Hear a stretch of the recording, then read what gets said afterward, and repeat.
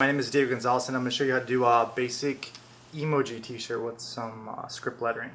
Alright, this is Wicked Jet Black and the name is Shira. Whenever I paint, I always keep the air flowing.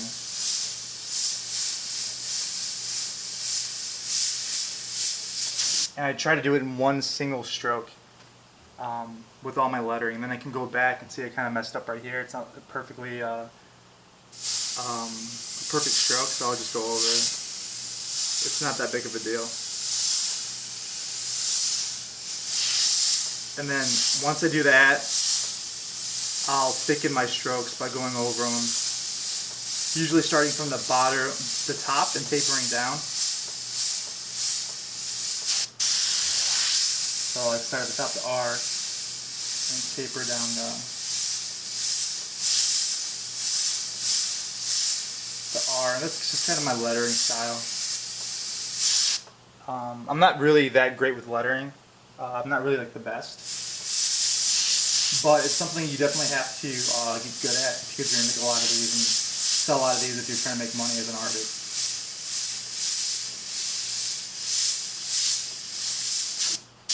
But actually, they came out pretty good, you know, just for lettering. And then sometimes I'll go over it like with the drop shadow. I'm left-handed, so I do all my drop shadows behind. Even though it should probably be in front, it's just how I do them. I really don't care. No one really says anything. Then I do like some little flair or something like that. And this is like an emoji shirt, so I'll draw the emojis. It's kind of off my head because I know there's like a smiley face. You can look at reference photos to have them like perfect. I know there's one that has like its tongue out.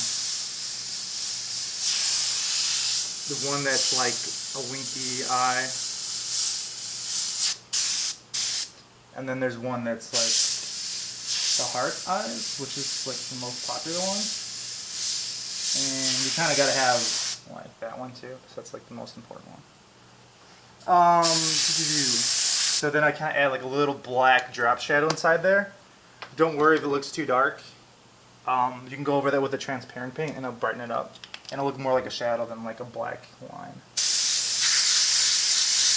I use Createx fluorescent colors. Not the Wicked brand, but the regular fluorescent because they shoot out the guns a lot easier. And if you're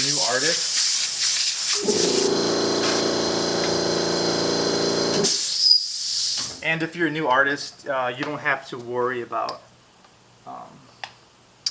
that. So Createx. You don't have to worry about it like being too thick and not coming out. That's a big issue when I first started. My paints were all messed up because I didn't know what I was doing. And they're easier to clean out. The guns. So I'm just filling in the emojis. Kind of doing some color in the background. It's transparent paint, so I can just straight go over the black and it won't be an issue. I mean, you can't even see it. You can kind of see it, but it's not. If you're trying to do quick t-shirts, I'd recommend doing that. And then I put like a bright yellow from Createx. Yeah, bright yellow. And I lay that on top of my fluorescent yellow. That way you're building layers from light to dark of transparent paint. That gives the t-shirt more depth. I always try to start out with fluorescent colors because they're bright and they attract a lot of attention. And that's what you want to do whenever you're selling anything. You want to get the customer's attention. So whenever you see my videos, I'm really going to be talking about the business end of airbrushing. Because not a lot of people, they don't do that, and I think that's very important. Because it's cool to be an artist, but you want to kind of be an artist and survive doing it, so you got to know that.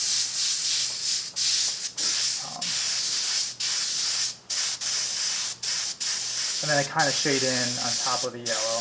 It's not all the way yellow. I don't know, it doesn't have to be.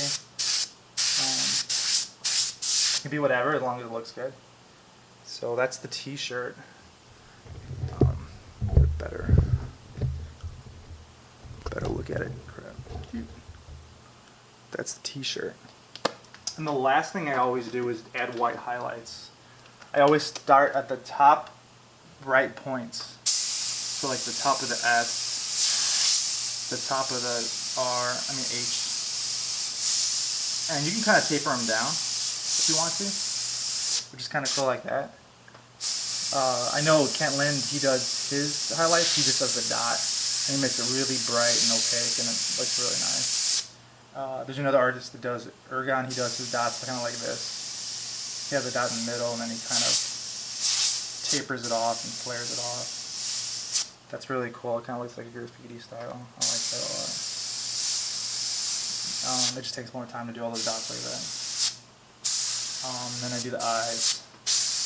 If you're doing a shirt for display, I would recommend really taking your time and doing like all the details perfectly.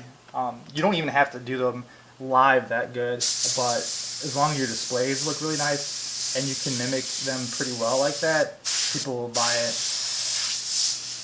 And I throw in some red.